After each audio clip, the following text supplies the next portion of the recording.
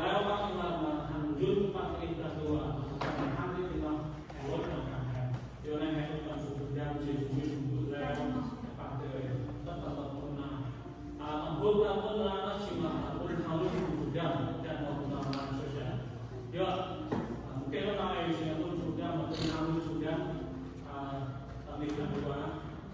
Tahrir suami sudut ayat Allah yang akan dua sebagai solusi real wasida di kemarin. Walaupun yuk kan sudah pun sudah yuk dan selain. Jangan juga proses orang itu. Tidak umat Sholat di kantor, sholat kantor, dan sholat belum apa minta mau manusia. Jadi kenapa ya? Yang penting dan yang kedua yang penting akan untuk kemudian telah sudah Muhammad sudah pun pun berada di Muhammad maka itu Rasulullah SAW kemudian masuk ke dalam itu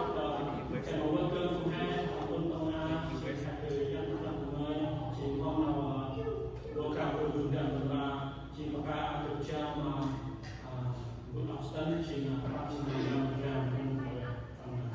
telah berlalu jam.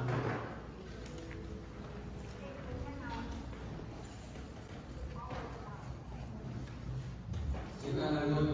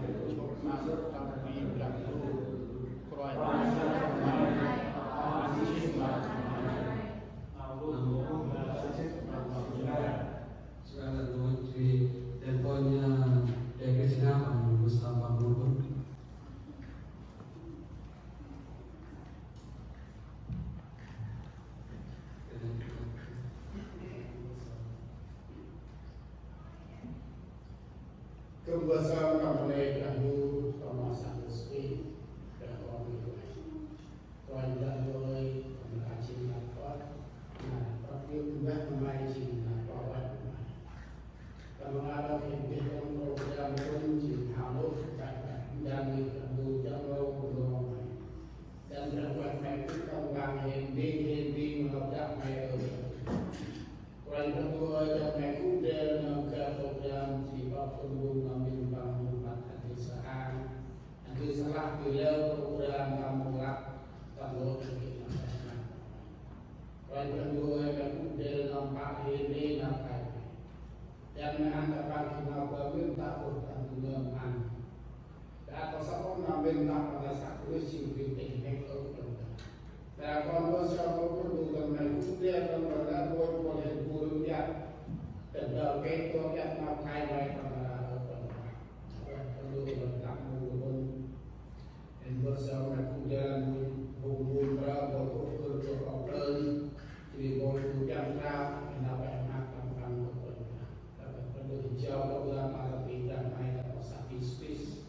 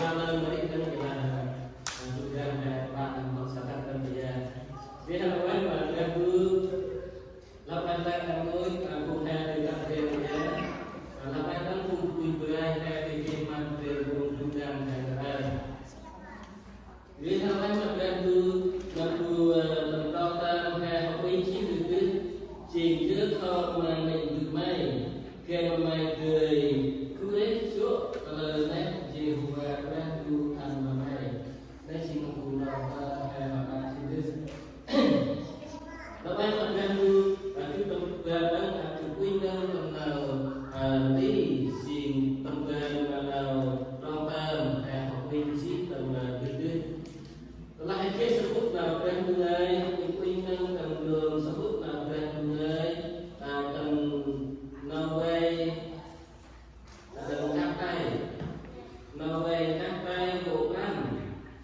còn ship rao bằng là riêng đấy jadi sóc tầm đu lon Norway các tay của anh còn ship rao tầm bàn về là vùng đu đam hay tầm bàn này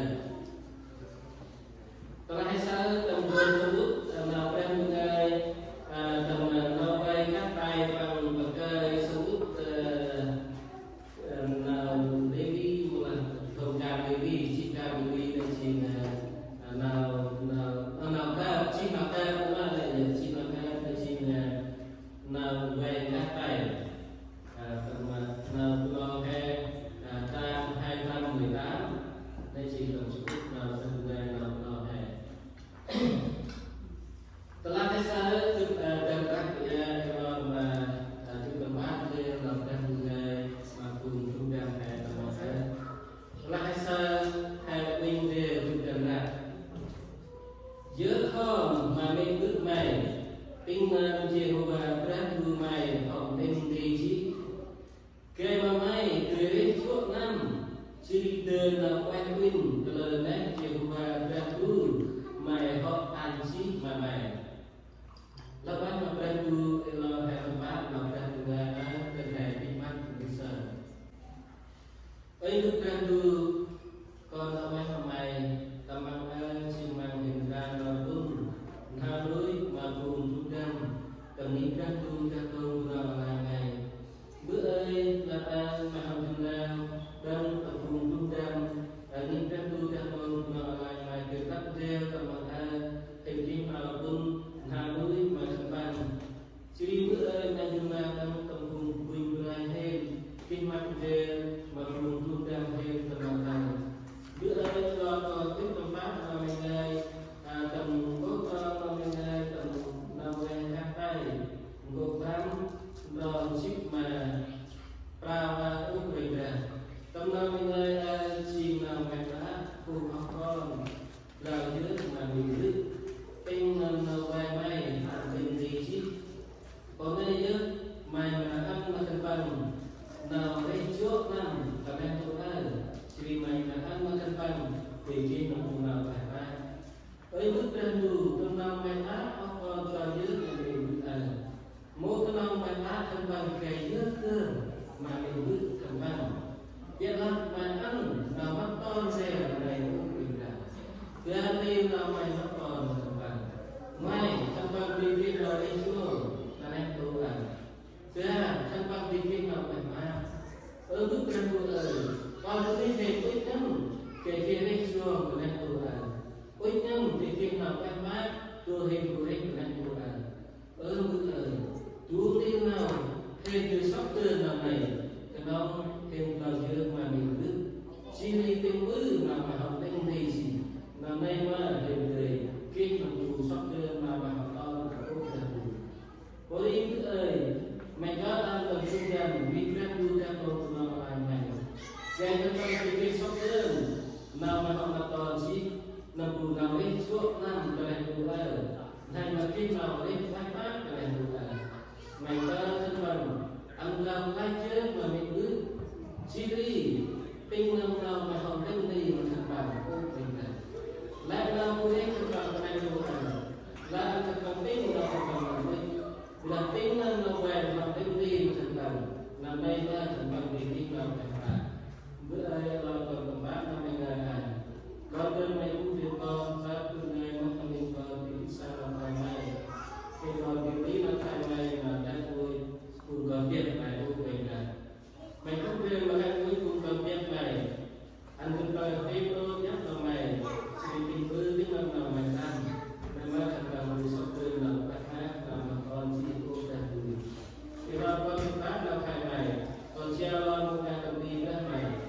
manusia mengatakan berjisi. Kalau ai makan dulu harap kepada dia kalau balik mai ke mai di kulit kalau nak jiwa beradu kulit jo kalau nak jiwa beradu mai nak jiwa kepada penalu anggota berjip dalam sebagai bila kepada panglakai kulit jo kalau nak jiwa anji makan mai bila mungkin aku menggunakan jadi kepointan untuk nawai katai dan program program yang mau kenal pelah kemai digin dari jual dan itu biar pelah kemai besok ke melakukan dan asal aku nawai mulai program je kalau mami dumai tinggal jiwa dan dumai kau tinggi apa yang mana dia kami berhati, karena dia kami berhati kalau hendak buat, maka dia kami berhati kalau hendak buat. Jadi asal in here the word of God in English maybe you can maybe something like that. In chapter 5 verse 16, we must honor your mother and your father. According to the word of God commanded you. How we honor our father, our mother. We honor our father, our mother by our way, or we honor our father, our mother by God's way, by God commanding us. In here, the word of God says, honor your mother, your father, according to the word of God commanded you. You honor our parents. Follow the word of God commanded us. That's how God got us to honor our father, mother today. If we do that, what God do to us? If we do that, God give us. We have long life in this earth, and we have blessed from our Lord. If we do according to our God word commanded us to honor our mother, our father. That is how we see the word of God. Look at our family here. How we see our God. Look at our parents. In here we see God look at our family. He see. For his look is our family very important in front of God. That's why he put the commandment, 10 commandment, 6 commandment is for the human to respect our human each other. But in here, God put it to honor our mother, our father in the first one. That means we see God look at our family, the very important one. And in here we see what our parents had. Even we think our parents is not important. Our parents not better than us. Sometimes we think ourselves better than our parents. Sometimes we think our parents, oh, they don't have education.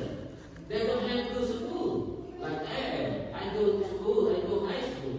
I'm better than my family, better than my parents. That's how we look at ourselves. But how God look in your mom, your dad, how God look in your parents. God put your parents a place beside God. Your parents have a place beside God. They have a place in front of God. God look at them. That is very important. That's why in 6 commandments for God put for our people to respect to others. God put honor our parents is number 1. Not I say not number 1, That is what God put in the sixth commandment for people know to respect each other. Jadi apa yang berlaku now berlaku dengan lain yang memang saya karena kalau hari ini ya chúng ăn đều là đi tầm là đi tầm nơi về các bài bộ can vào sắp chúng ăn nào cũng phải đi là trước mà mình bước kể từ nào thành ra honor your father then you receive the blessing from our God.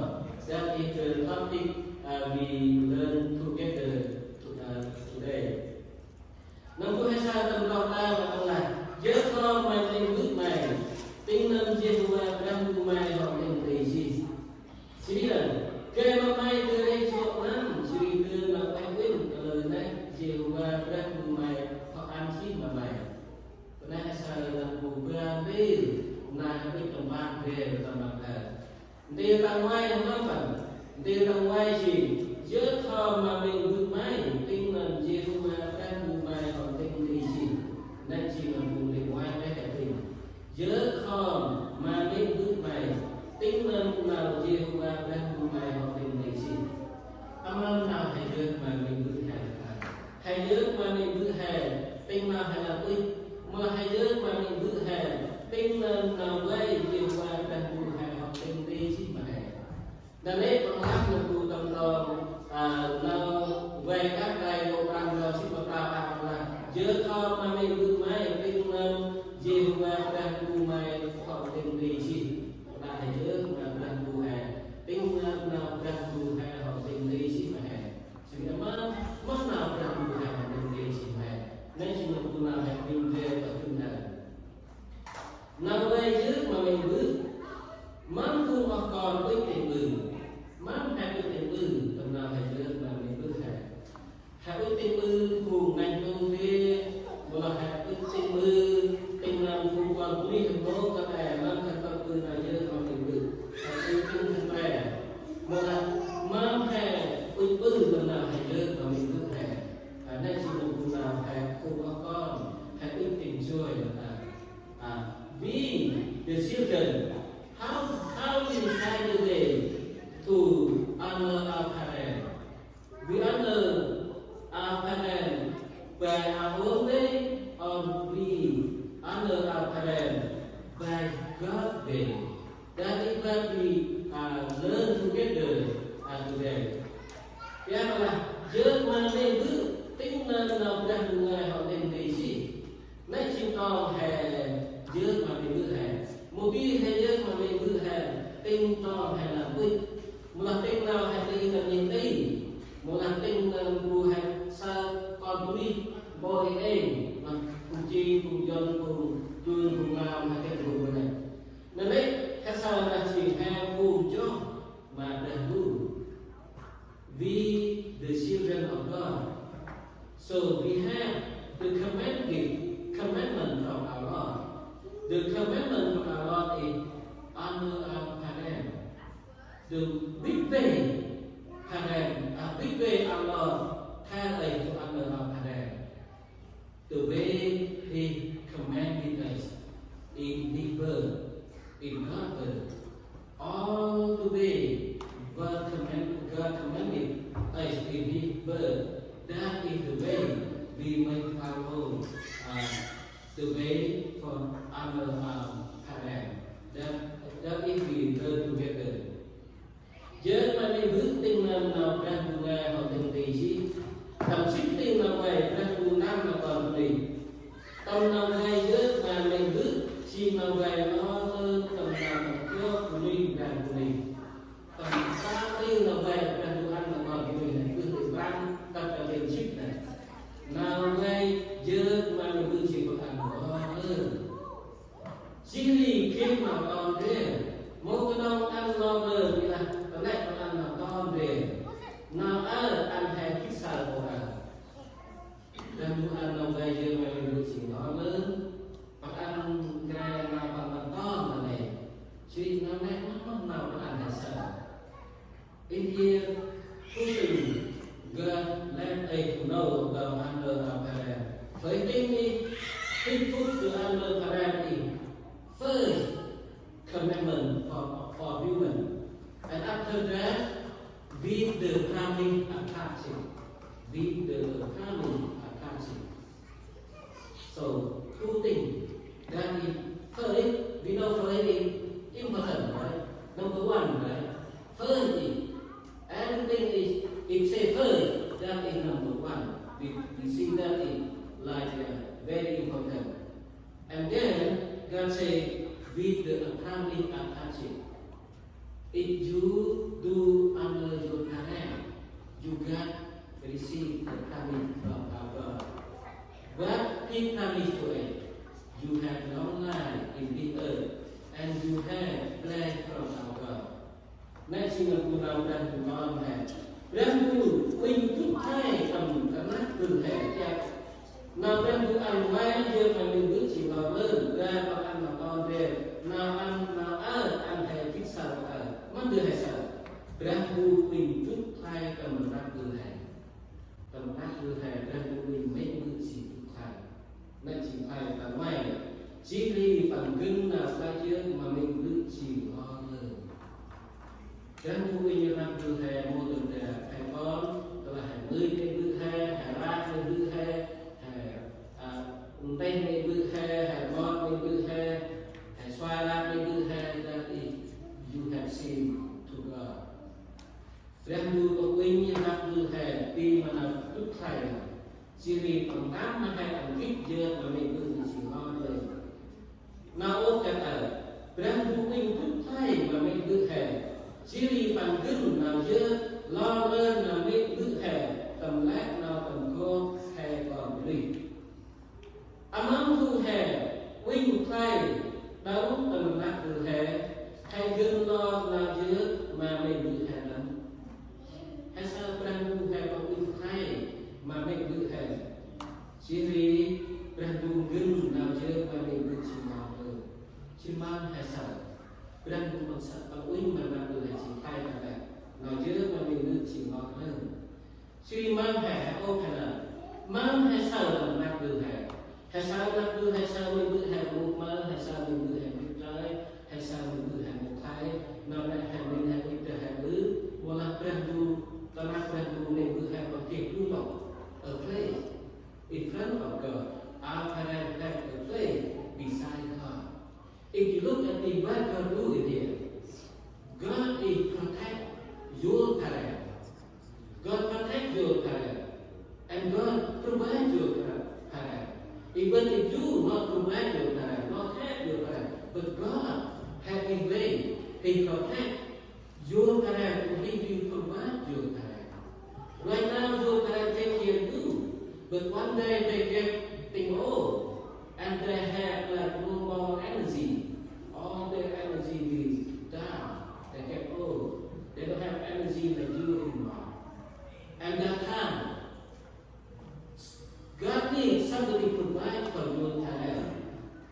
Take care of your parents, help your parents when they sick, when they're hungry, when they're thirsty, whenever happens to them.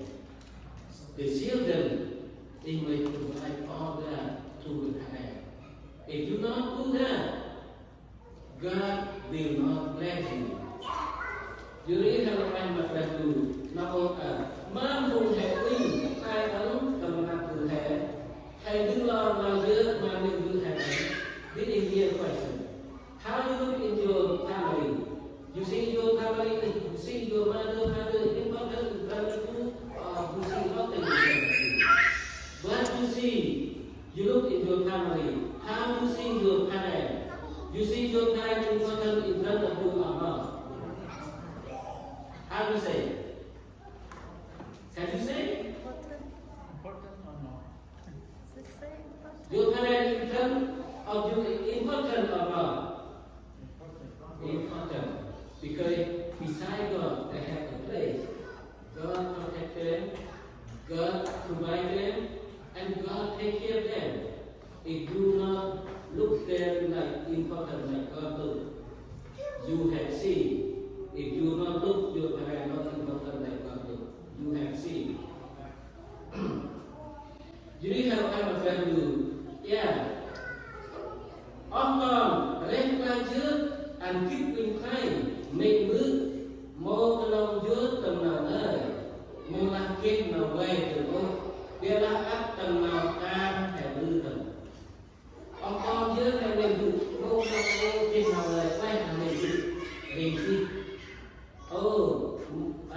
kia nó tu nào kia nó em là kia nó ngay em nói cái người lao ngay là mình bị cho nên là đồng chi một kia vì là tầm nào ca nó là cả nào cho đó là một kia nào ca nhưng mà nào cho nét gì nào cho kia hai là mình cứ theo gan đó hàng ngày qua là mình cứ theo là lại quay gì quay chỉ hay cô này kim nào ngay là mình cứ theo là ra chi quay đó là hàng ô cứ thu đi nào cả quen là mình cứ theo nét còn chỉ thay được từ nói cho là một cái càng của ba là nói cho hết even theo được quen là mình cứ theo tầm nào đây even theo được quen là mình cứ theo tầm nào hay kiếm mà cả chi mình cứ theo một linh chi ngon mình cứ theo một xa chi vì các bạn nào mình cứ theo một trang theo một nhà chi vì có khi mình cứ theo khách của việc chi ngon đây là chơi. What you think when you come to them and you see them from there already? What you can do about that? You nothing. You cannot do about that. But when they speak good health alive, you may care about them. God very important. God look at your parents. Not easy. So come here, your parents with the word and with the commandment. But you may do something to do about two things to care your parents too. And then Allah said, why do you do that? Why do you do that to our parents? Later I will show you many things your parents do to you already. So someday you may do back to your parents. Nên sao là chúng ta đang nói với parents?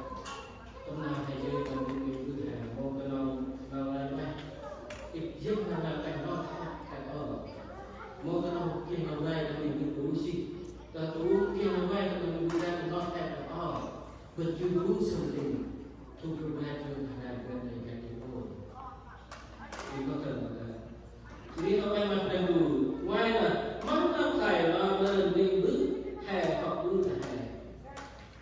Why we need to do the take care of our family about that? Because they're not going to be do the thing for them, very big thing for them. One thing they do today, hãy in jail là cùng nào đang ngày tầm nào thôi chụp ra spy đầu ra spy mà tôi chụp ra spy đầu ra spy là giác con năm bước học để xin mày lời mưa tiếng ngon lúc mít mày là bằng lại đàn chi tâm lo lý tôi là listen to your father for he give you life. In here, not think about father give you life, okay, or your life, but even mom born you. And your father give you life. That means your father take care of you. He work hard for you when you still young, when you still baby. Find work hard, find the food to feed you, to take care of you. Find the good clothes for you to wear, and take care of you when you sick, and take care of you until you grow, until you become adult. That is what your God do to you, not just your God, and your mom do to you like that also. Your mom and your dad give you life. That means your life comes from your mom and your dad.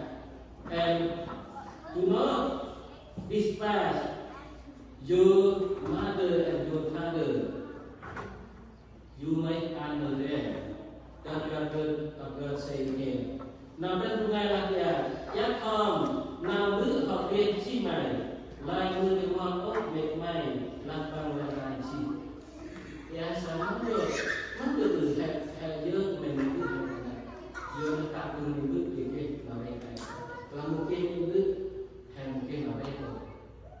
Nếu chỉ là sao là tôi làm ra người mà đi ngoài đâu rồi.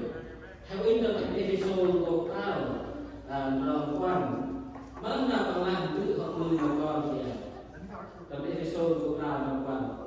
Hơi không bự là ư mà con thân mày chỉ nuôi ổ biên là mắt con khăn bằng bằng gì kẹ chỉ vì nào lên đi tầm rồi kẹ bước đi không là giác không nào bước mày họ kê mày gì giác không nào bước mày họ kê mày gì biết không là biết là mắt con khăn bằng tầm nào gì kẹ tiền bước mắt lưng được học từ mà hè học bước họ sắm biết hay gì bước họ sắm mắt ro hay gì tầm mắt ro bước mắt ro hay bước ro tầm mắt ro hay là nhang xài bước mắt ro hay buồn xí quẻ mà buồn ở sau và mắt ro hay là làm đêm đi hay cái hay gì còn đi cái hay kia là buồn lòng đây cái hay kia là đi quay mà cái là mình bước vô mắt ro hay mình bước vô đêm đi hay đương nhân thành kia nào đây cũng tí là làm này nói đây tí là làm này có tự có khi cũng giúp hay có khi cũng cắt hay có khi cũng rung hay có khi cũng vô hay có khi cũng cắt hay nên chỉ mình là đây tí là làm này hay sao nó cũng tiền làm được người là bắt giờ hay giờ mà mình được dùng hay học tiền hay học tiền hay ăn hay kia làm đi chỉ giờ mình cứ hay bắt đó hay nên tầm nào được một biết chỉ là mình vừa mấy bước chim là đêm đi hè tầm nào mưa một vài vòng hà yang sao mấy bước hè bằng mũ cái đầu chim là biết ăn hè bằng mũ cái đầu chim là mắt vào hè vì làm cái bằng chim là đêm đi hè các bạn hơi còn cực giác không nào bước đêm đi lại là thu ốc nào mấy mà đi my children listen to your parents instruction you do not disobey what your mom teach you là anh ơi chúng con nhắc con là bước mày lên đi mày là tu nào lên đây do not deny your mom teaching you nên sao chúng ta phải bằng thi và lên bước hè bằng một cái lòng cho hè lên bước hè băng chìm lên đi hè là cầm là ngô cũng là sự ra lòng đào và làm cái gì cái sự ra lòng đào là lý do bằng con xe chít cho bằng là tên cây nốt cây này mua lấy bằng trả lời bước trò này thế là răng vui sao mà lên bước tên đi của con in here God put in charge into the parent to teach their children. So God put in charge to your parent. Your mom, your dad have power to teaching you. So if your mom, your dad teaching you, you do not say, "Oh, my mom, my dad so bad. My mom and dad do not good to me. They keep saying to me something. But in the word your mom, your dad tell you, maybe they follow the word of God. If you see your mom, your dad teach you, they follow the commandment from God. They follow the word from God to teach you. You will listen to your parents. Because God put in charge your parents teaching you. When your parents teach you, do not say your parents, okay, that they don't do to me, they don't love me. Don't say that. Your parents teaching you, not about because they don't love you, because they very love you. They love you, that's why they teach you. They want you know what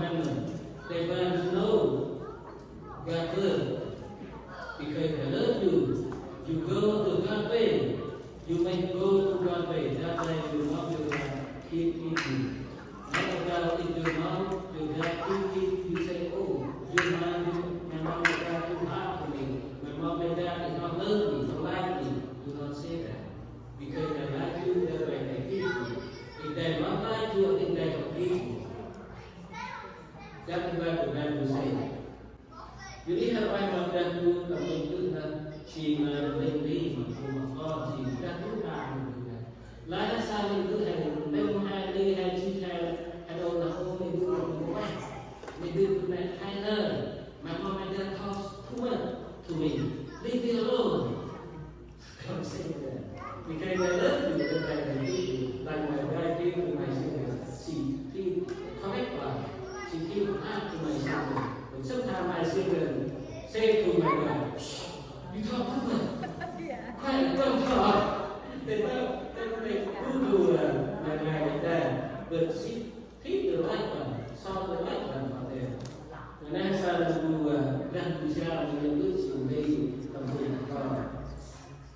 Jadi kalau yang ganggu, hãy nói trong tiếng Việt mấy bước xin duy ra thế, mấy bước mua cái lòng xin tên đây là cũng có thể việc ganggu chéo là một bước duy ra thế, ai đó gọi mình xem duy ra thẩm định cái số,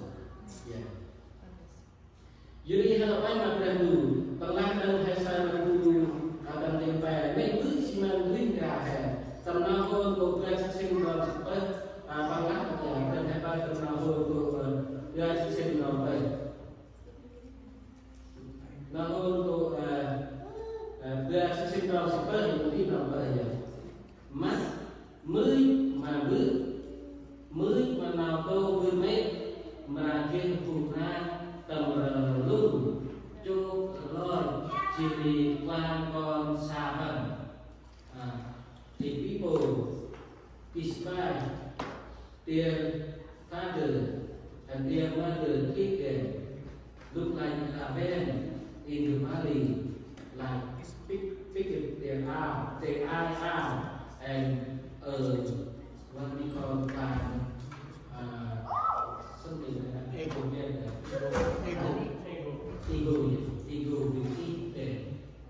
Nay sang là phù nào đang ngày bằng lạc là telah con mới dan nào bước bằng đi mô tô nào để bằng đi mà chia ta tầm lung cho loi mặt bằng chia đi kia tầm ta là hàng xa rồi that is a condition, right? That is a condition. If people don't listen what their father give them and don't not accept what their mom to teaching them, they will not get there and punish become them. Và đây là sao xin mời nào đang cùng ngài bảo ăn mình tức là xin làm quý này, xin làm ca này, xin làm tên gì này. Đây là sao tầm nào đang cùng ngài bảo ăn rồi tầm ra xin hơn ra xin đầu xin bấy đương ra còn mấy bằng mà cái việc bị con đương ra còn mấy bằng mà ăn mấy tùy kia nào làm bằng Chili cứ ăn nuôi làm mày làm mà cái sao mình cũng nào đang cùng ngày bằng đi mà hè rồi hay sao đương ra trong con cái mà có con hay cái mà hai cái kia nào làm bằng Chili cứ ăn nuôi làm mày làm mà cái sao cũng đang nuôi cha mình biết là chim đương ra phụ con Jadi telah menyebut kau lingkar con đấy thật bằng cái kia nào bằng jadi nuôi thầm thật bằng là kia nào bằng telah menyebut mau lingkar con nó bằng dan bukan menyebut nasi menyebut mau orang con tiếng Anh telah temahul cipta penlah dia mau penlah temahul của cipta nó là quan trọng nên là sebut kata temahul của cipta atau nó là sức mạnh quan rồi nahul của cipta nó là sức mạnh guna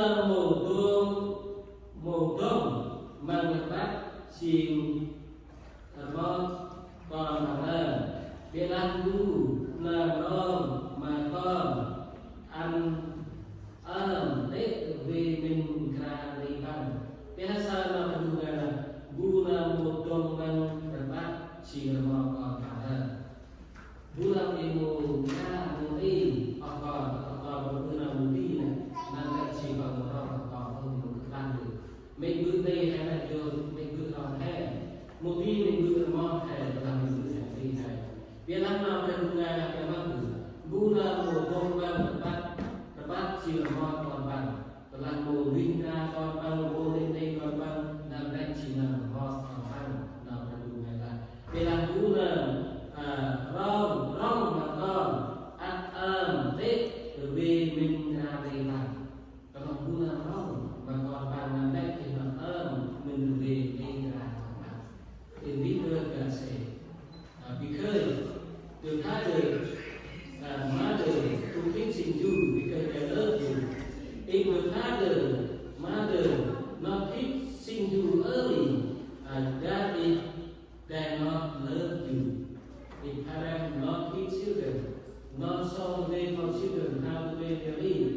nó thi để ra thì thầy nó kia nó đen nó lớn để ra thao thì phải đồ xe nhẹ nay sao tụi nó phải ra mà hẹn nhà liên quan là họ còn mỗi nhắc là mình biết đem lì mất nào các bạn tôi làm mình biết một nhắc là còn đem lì mất nào các bạn nay sao là một cái quy trình đường mà chuyện ai tầm luôn thành cho bác chỉ lai mà xa hơn tầm nó hô ca chip rồi ca chip này ôi cho nên đi mưa cho nó mà đây tầm mô tô cưng bước tầm chỉ ôi cho nên tầm mà lại nhắc tầm làm được không đây chỉ một vùng học là phải ra chỉ mà cấp mà đi một nhạc nào if you not listen to our parent teaching you punishment will come to place và các cao từ với ông cần xây here tầm đi ban con tươi nắng tầm tương thành đường bước con tươi nắng tầm tương thành đường nay chỉ một dù thì em hôm nay hôm quay rồi bài sức bắt đầu làm con ăn thì ngày cái ngày chết tầm một mặt ra du nào tai ngày sư ngày đặt tư quay tư nào hít một nhát nào mình tư dia mana dunia telah yang melihat kami dengan panggilan hai tembuhan yang buat nào chút hết buat nào chút hết ngày cái ngày cha tầm mót mặt ra du buat đi cảnh tầm mót mặt ra du tầm mót mặt ra du này nào tai ngày xưa ngày đặt cơ quay tư nào hết buat quay tư nào hết cả nhà cứ mình một cái một nhát nào mình được telah yang nào mình được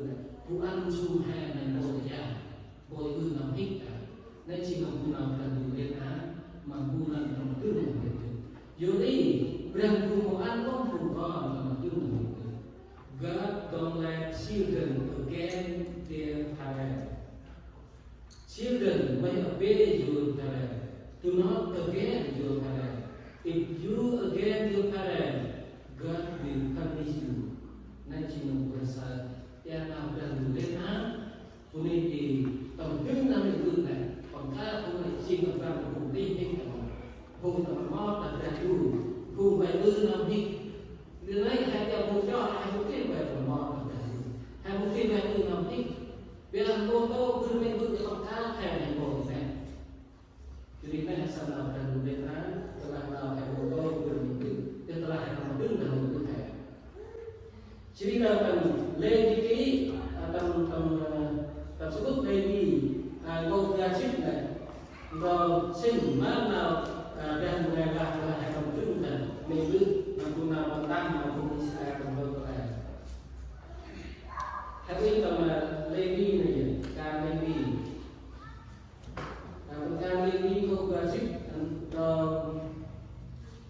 sin maknanya guna mengangkat memikirkan guna thích lời bằng học ra các chi mà mình tự tăng mà bằng và thúc tay cả lời thẳng lời thì ai sao là phần người tầm đương ta nên bước ra các nên bước vùng Israel tầm đông ở đây nào quay ơn này vu là con thì ra các nên bước bằng vùng là hết nên chỉ một quay ơn nào quay tầm chút tầm gom ơn này apa ini kim kurang Kim nào xoay mát thì mất từ làm mặt hàng này mungkin là từ thì nào cho vào ma mà sẽ bao giờ vậy vô là ông ca chỉ một nào giúp nó ca nó quay ra đi xuống bằng là sự thăng lẽ là đây là một bằng rất là đi xuống quay ra đi xuống là chỉ cần cho mà hè chỉ vô đi nào giúp là đủ bằng ăn mà hè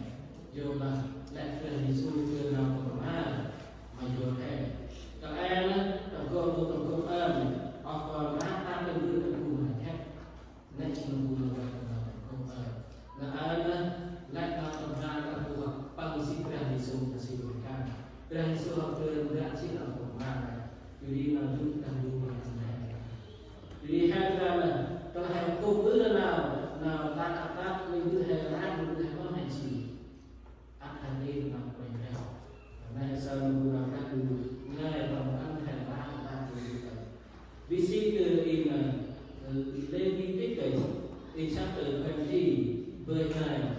In here, who curse among them that will be put to death. That is in the Old Commandment. The law in the Old Commandment. Who curse their mother, father, will put to death. That is how public people against their father. Today, we do not against our parents. We may do honor our father, mother, by the way God commanded us. We may follow that way to honor our parents. Vì vậy mà quen người làm hay nói, hay hát tâm tình ra ấy thì vậy ấy gì? Cái mà mai người ấy suốt năm xin đi đưa nào bạch linh. Cái mai người ấy suốt năm xin đi đưa nào bạch linh. Nào người xa tầm nào lốt là nào lốt là một trăm tròn xin bằng tàu. Ai xin bay nào hè bay dưới nào mình cứ hè tầm nào dưới xin đi tầm nào cao. Nào buông ta xin được. Lai tầm nào hè dưới nào mình cứ hè là hè sợ. Hè là đi chuộng ăn cho nên chuộng áo chỉ vì hè là đưa nào cả ba. Tầm nào hè dưới mà mình cứ hè mong tầm nào hè cứ bay tầm nào đây. Hè dưới mà mình cứ hè mong tầm nào hè cứ tí nào này. Là hè dưới mà mình cứ hè ăn nào cam hay nữa. Tầm nào cam rất là cam thì nên chỉ mà dù hè mà to mình cứ hè quy nhiều gian mình cứ hè là cứ năm nay mình cứ hè sót tươi mình cứ làm cả ba mình làm. Và chúng ta mampu akan nak begitu telah akan raji ri oleh Hamswan. Mampu akan nak begitu telah begitu raji oleh Hamswan. Các con phải làm gì khi cha mẹ chúng ta đã trở nên già yếu? Telah begitu hay là làm gì? Mampu akan nak begitu telah begitu hay là làm ai thì đã làm sao gì? Nào hôm teman tôi ăn tôi với mà tôi với đầu chip tập đầu chip bài nó cũng làm được. Cho theo quy teman tôi với mà tôi với đầu chip tập đầu chip bài đầu chip tập đầu chip bài mà làm được. Giờ là yêu ý là chỉ giờ con mà mình được thành mai chỉ đi mua làm ra kata mà mình bước băng nên ku mà thích bài băng ialah kemai Allah telah bulan mà mình bước của ai lại tiêu thức cao mà mình bước chỉ khô ba đích chỉ đưa học thơ chít mà Prabu ở đây kemai mau ăn mà lít này người ta mà mình bước bằng ở Úc cái này kemai chối nào về ơn kemai ơn yang aku jalai nào ra đây kemai hùng ác đi nào đi đâu tổng đàn này ya hasan bu tha si tổng lâu phải ăn là vậy mà phụ bằng làm thì sẽ ăn cái telah guna dan hal sindir orang dahulu Brunei pun kan sok do bangkal ni depan. Dan sudah nawai dah uji nawai tu dahulu. Nawai dah si nawai tak berkau bintang. Kenai mana nawai dahulu, ciri kenai kau nawai mana. Akhir dia nanti depan. Bunga tadi telah berhal hal sindir hal dahulu. Mau kan makau ni dan sudah nawai bunga si bungsu. Bunga si bung jelai nak bunga, mana nak bunga. Kalau beli nama beli, nah sana bunga nak mungkin ada. Bilang bunga si nak bunga saya. Bunga mereka akan bermakan dulu dengan bunga kalau bukan. Tidak makan nawai kalau nak si nawai ni.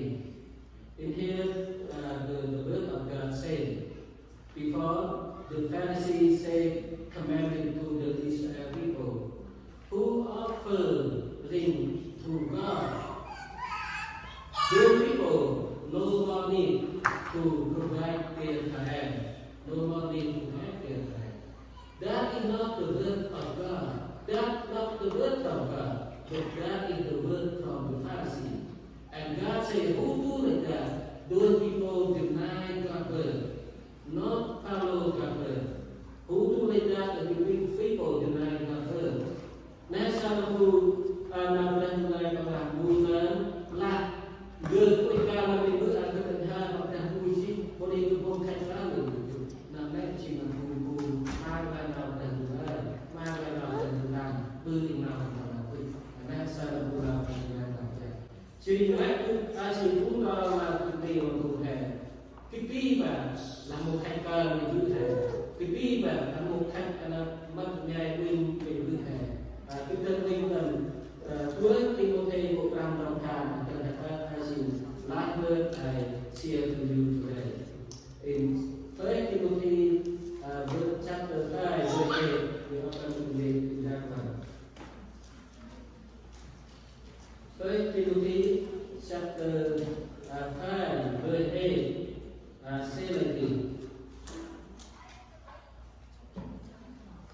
Telah bulan muka maku dulotan Thailand mà nát vư bằng nơ Ôi bùi này tu xin nào cho Syri bằng chìm Hitler mà tu về một cho Hùng Hà Sĩ Lan, Hùng Israel Hùng Hà Sĩ Đưa hoặc là tu hùng khách Mặt điện tử, hùng khách cả điện tử Đây Hùng Hà Sĩ Lan, Hùng Israel Nhưng mà nằm mình đang nằm hẹn telah guna muka dulu rotan Thailand mana guna guna muka dulu rotan muka guna Allah mana mình bước hai thì ta xin nát guna guna mobil này mang ra guna ori này kun xin nào cho kuni mobil này xin kun nào cho kuni mang nào cho kuni mungkin nào cho ciri mà guna Syri bằng chìm Hitler mà thu về một cho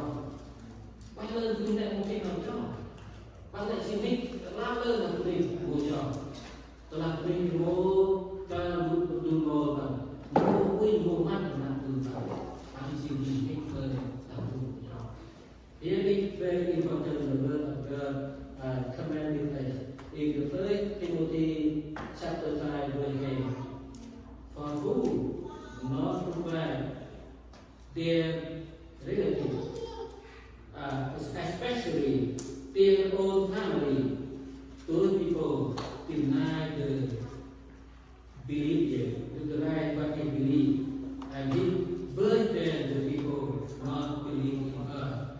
Jadi orang yang mengucapkan najis bagi berterima kasih, mau kenal hebat kenal najis Chỉ muốn cái ông nào hay cô ấy đi nào về cái nào trước thì là thành tư là nên là cái xong rồi là quan mang cả tư thành tư là jadi memang dan dari karena di ngoài giữa kau kami bước mà in năm chiều qua đã tu học đến đây chỉ là một năm nay được chỉ mà nhiều ra đã tu đến đây hạnh phúc con chưa mình được ăn hạnh tinh năm đấy chưa mình được tìm ra cái mà tham mai từ đây suốt năm cái mà tham mai từ đây suốt năm chỉ đơn là phải vững là lời đang nhiều và đã tu học ăn chỉ mà tham mai cả ông hay quay năm mươi bước hai trong đầu này khi đầu này là mình bước hai chỉ là vui một tu học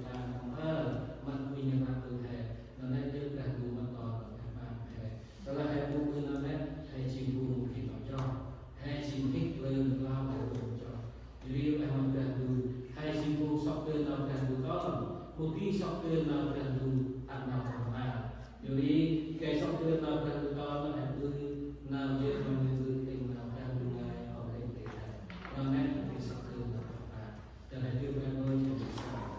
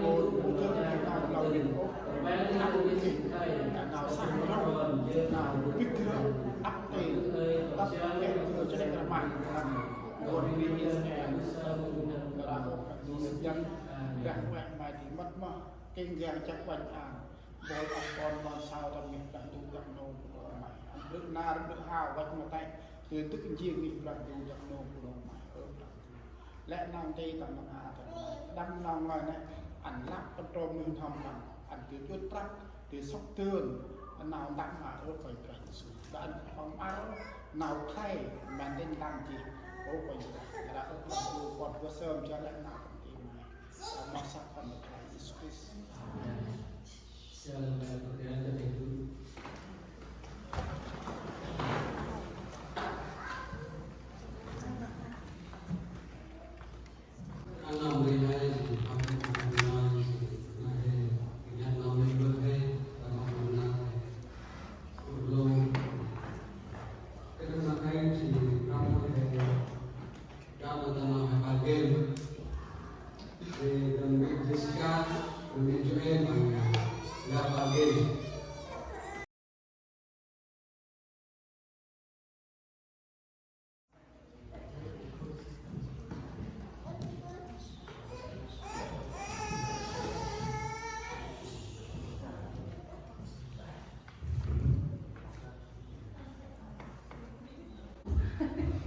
Bukan saja algen sudah algen. Okey, nama Ansa. Algen nama Ansa. Okey, we can handle it for you. Yeah.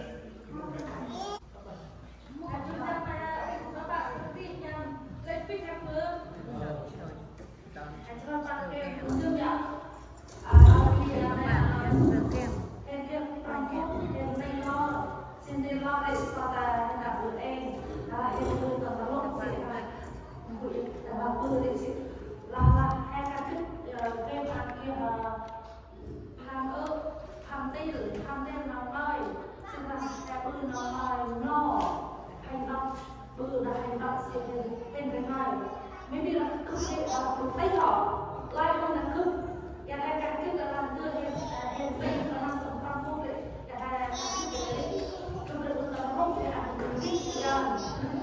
Xin cảm ơn chúng ta thôi. Cảm ơn các bạn cùng làm cho cùng nhau.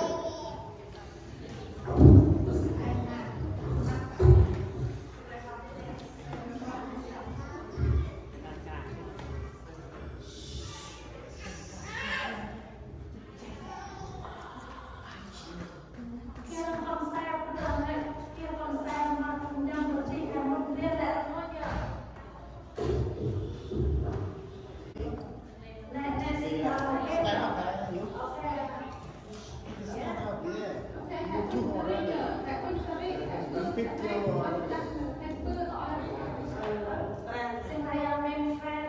thế nào Ok, hai cam kết nhờ. Ok. thế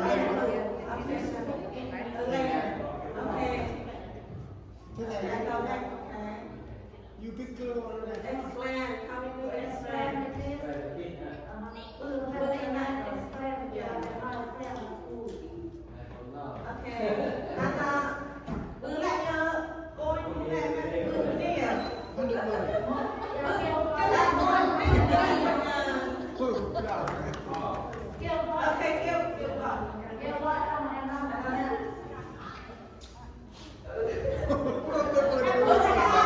thì bơi lúc tôi được cái gì khó lên anh mày sao lo được gì thì là cô lên được gì rồi là cô được tí Ok, đúng ăn tay. Lần tay à? Ok, explain. Làm để ăn. Explain.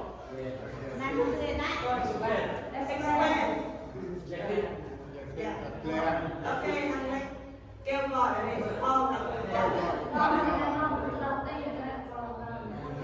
ok, thằng này kìa.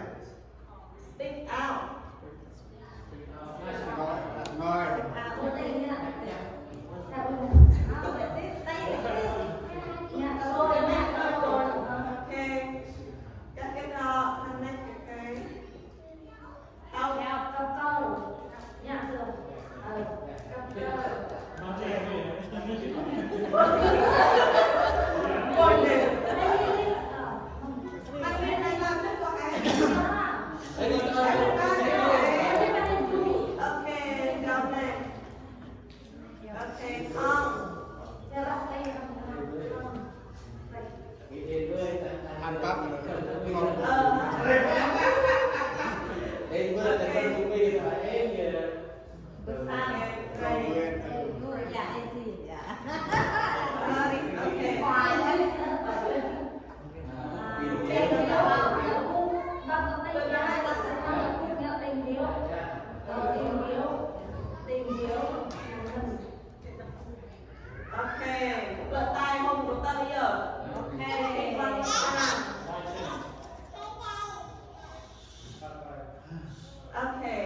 Make friends.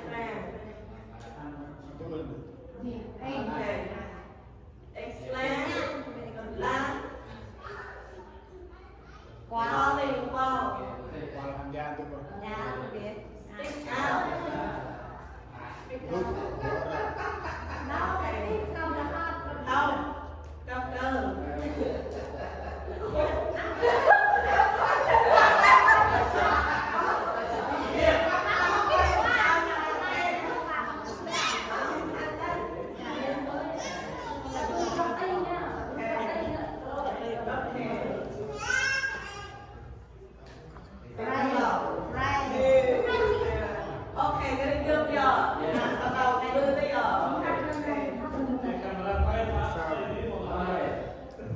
Dia kau pilih jangan itu.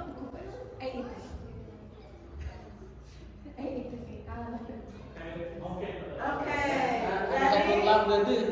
Everybody ready? Yeah. Let's go. Help. Giúp đỡ. Akan sedikit ya.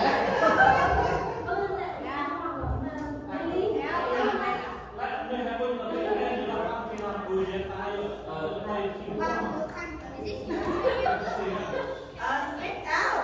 Rồi.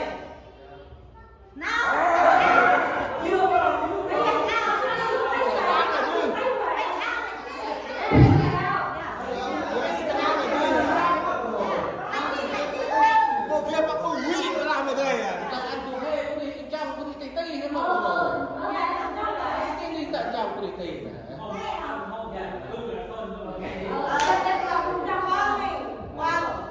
Và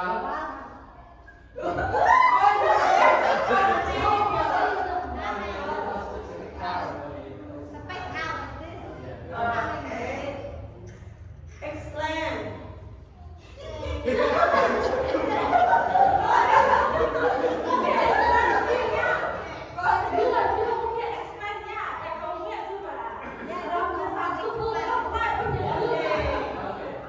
Make friends.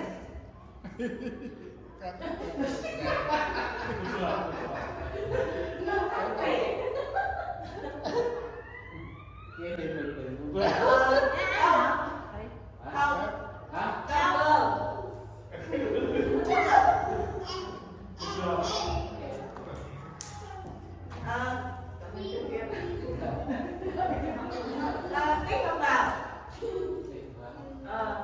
Chui nào kiếp. tình yêu về như là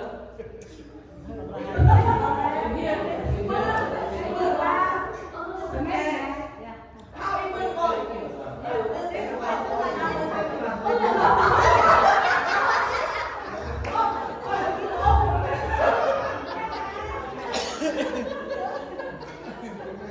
Okay, great.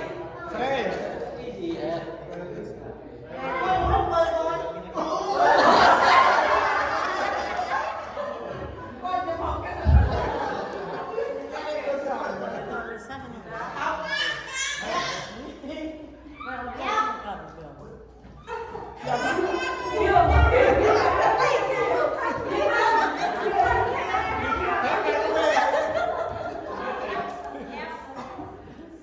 Explain. Make friends. Make friends. Khen là tôi.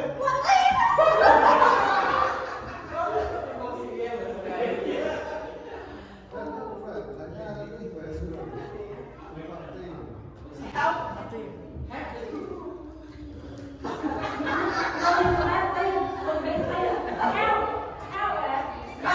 Em với nhau. Mẹ explain mà.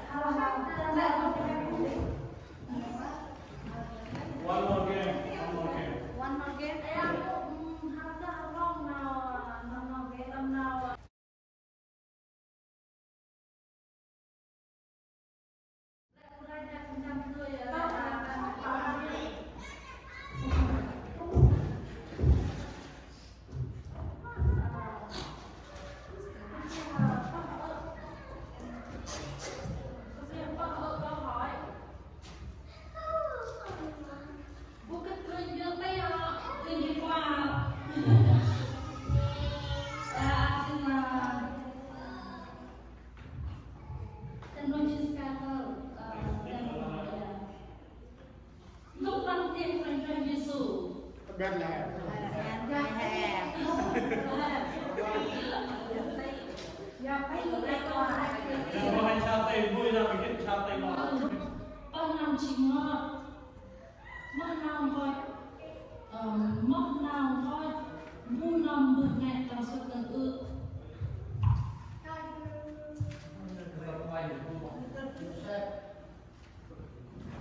Bui yang saya. còn lẹ thì không còn lẹ Hong ti kit inau pak nam singot mesti pak nam tham hong ti kit. Yes, good job.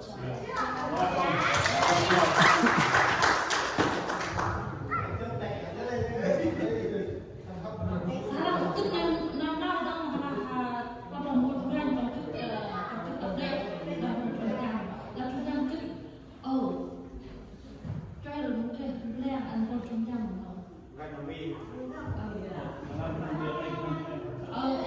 mà câu hỏi ta bay bu nam ku tâm trung yang mơ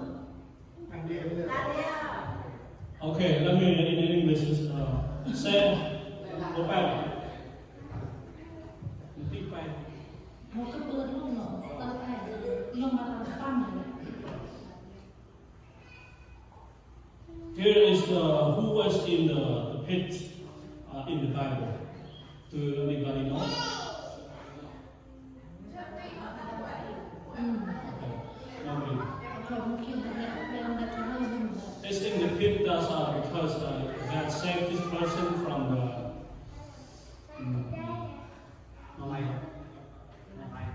lion.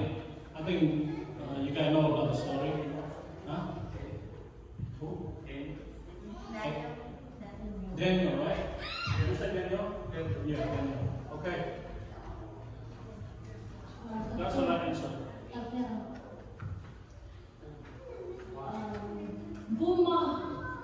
bu mơ rít quen tâm ăn nốt tâm e tâm thôi tự ước tâm tẹp mất Okay, because he did all his could to pursue holiness through the obedience to God. lại là đưa những thân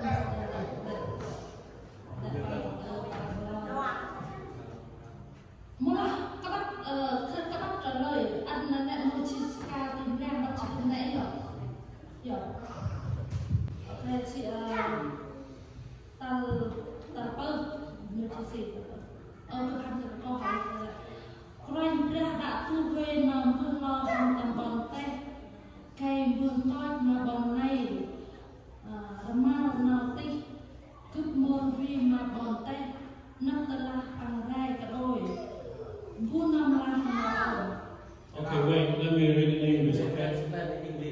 God told us in the message in the book of people. tầm bằng You don't say the book. You not say the book. And not say Christian book. Yeah. tầm bằng You not say that. Say this is what you say. Our here is should not have the concern for the great city of, I don't want to tell that, in which there is more than 100 people.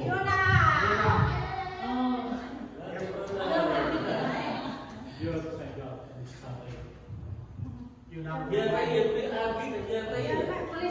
Okay, this is Jonah. Okay, Jonah. Okay. ok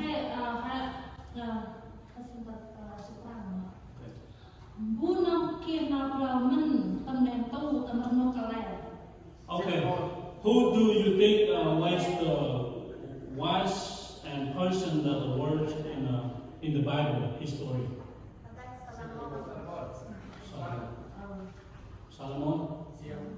Yeah. Solomon is the smartest people in the earth. cái muộn thì em biết câu hỏi này vu mong gì trăng rung sâm tầm ngoài tầm sâm tầm ngọc âm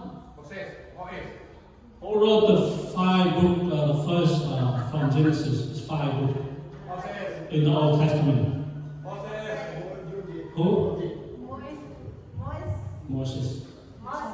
theo nữa Học mình sẽ đây few people. Okay. Last one more.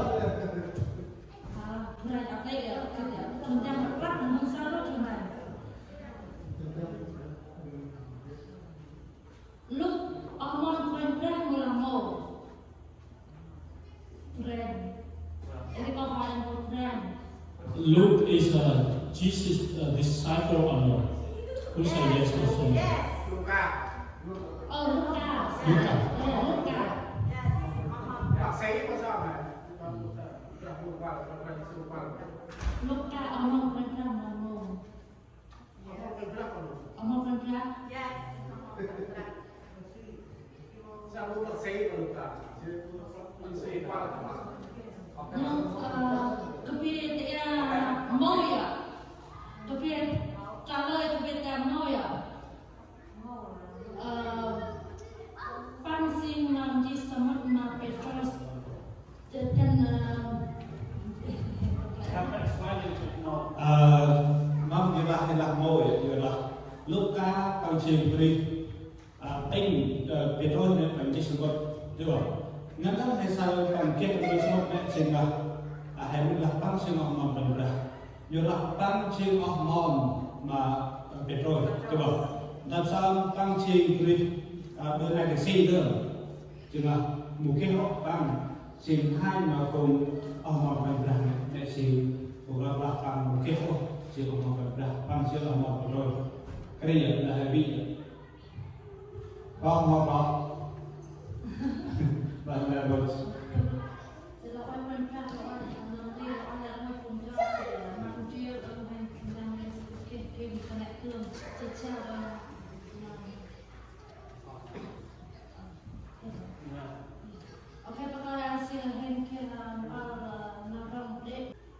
hình thành nằm đây loài nằm đây chỉ loài nằm đây chỉ là ông sư thích và là ông sư và ông sư thích là thành kia đây qua cái ăn này rồi hẹn tính sao không người để kia không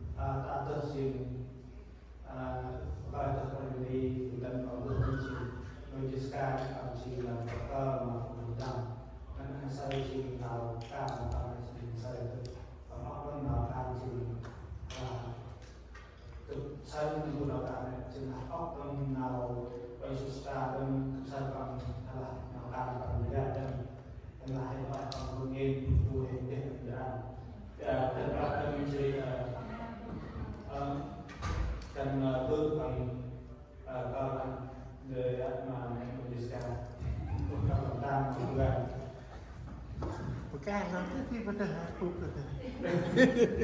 Pasal tak kita di kali.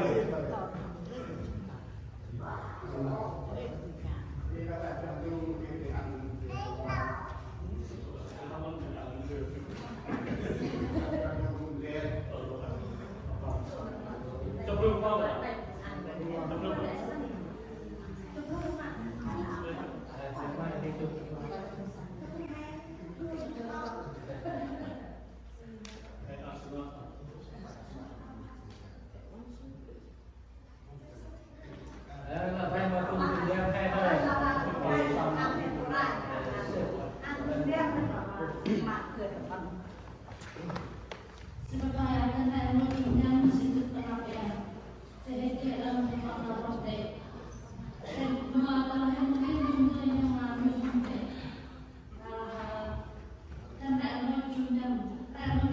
We want all youth to come up here. We have some. All of you, okay? You, come on. Feeling good? American, can you check anybody in the room and ask them to come up? Make line. Make line. How are you?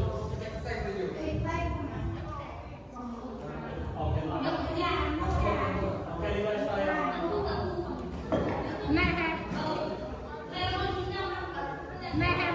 Mẹ cái này à?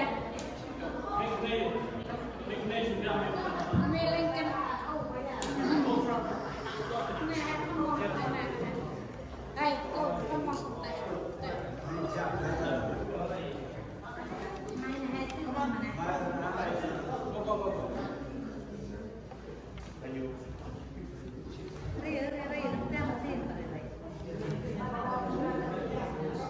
Mai đang râm này coi nè.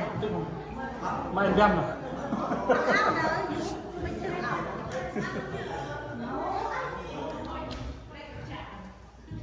Dừng là sâu của nào dừng là sâu của nào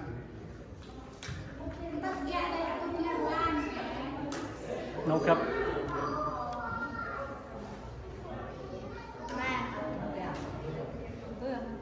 Apa ya? Lapang pahan.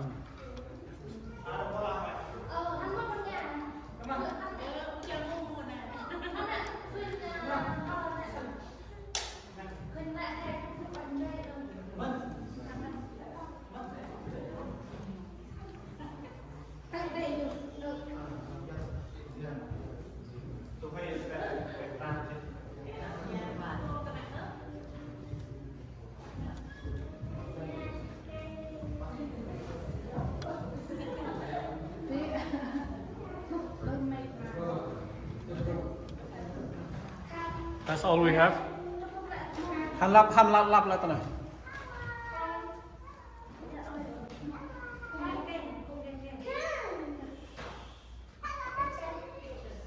Okay. Em ơi cho bài đây ông tư tưởng mà tôi điều mà sẽ để hai tu ra bằng tay ai là gì? I think maybe like close to lunch. Biết không giúp làm. Yeah, all that.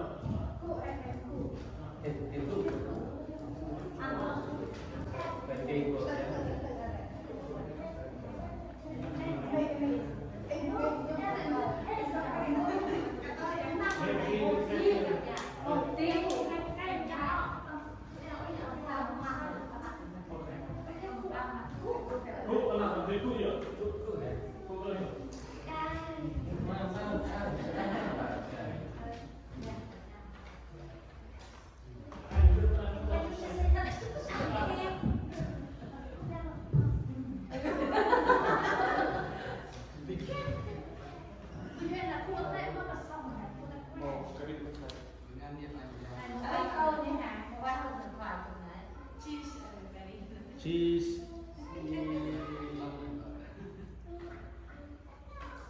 Okay.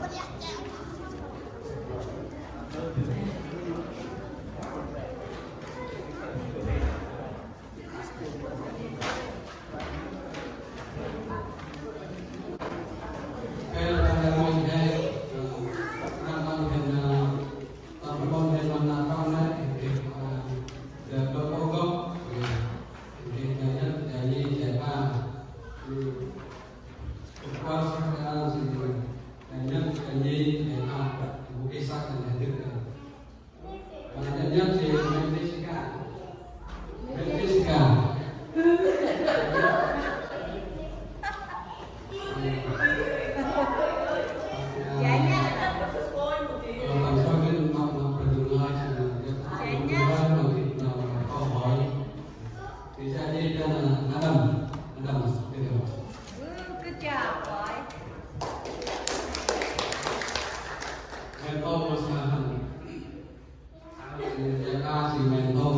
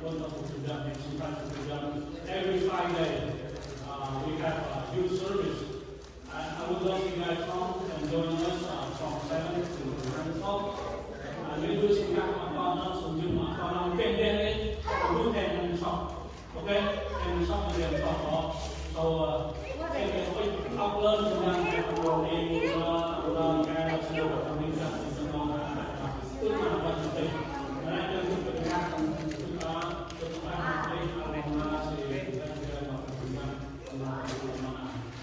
và thì nó em luôn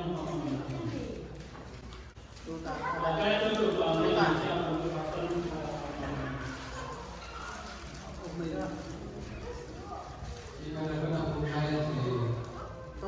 em đừng riêng thì em lo em có xong riêng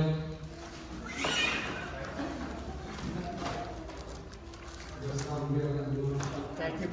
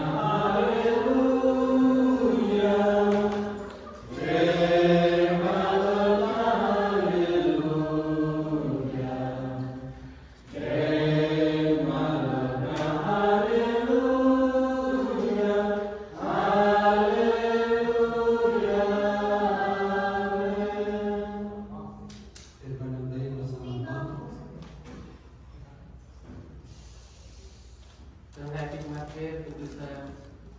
Hallelujah, Hallelujah, Hallelujah. Con bước sang tâm đây là ai mà ba mong ra đưa nằm ra tu pre cả lời ra tu bước làm pin nào ra Giêsu Christ mà pin nào du ra không ai làm pin nào trong ngã trên này cũng đều tầm nghi ra tu ra đâu cũng nào lại hèn mấy cũng đều mà lại con cùng trung cam hèn cũng đều mà lại con cắt nam cùng hèn ba bên họ làm bước là ai con cắt làm lại vậy. Amen. Đây là tri của tôi sòn của sáng.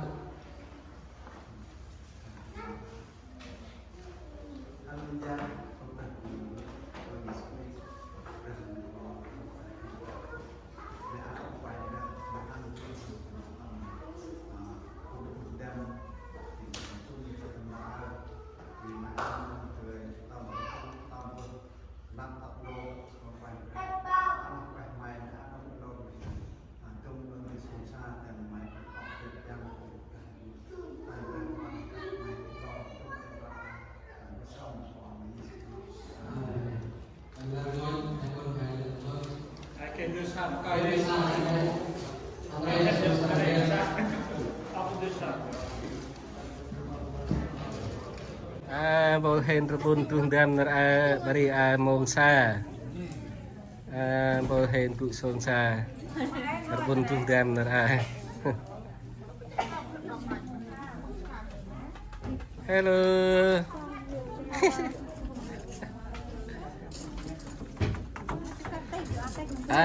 bol nai tuh dam hai mi buka ada song-sang bầu trung đam nè đây chủ tịch trung đam chủ tịch trung đam đam nông của nó là anh xe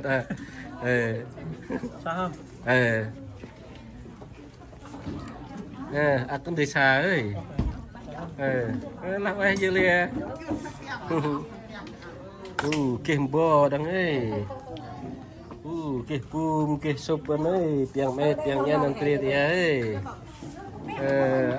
bầu hen kuisa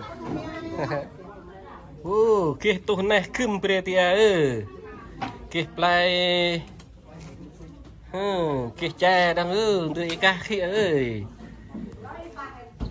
cái đặc này tụt cá này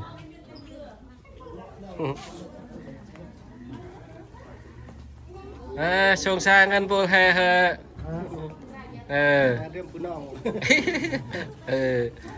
nó hiện tụt lại song sa chứ lại chỉ ngọt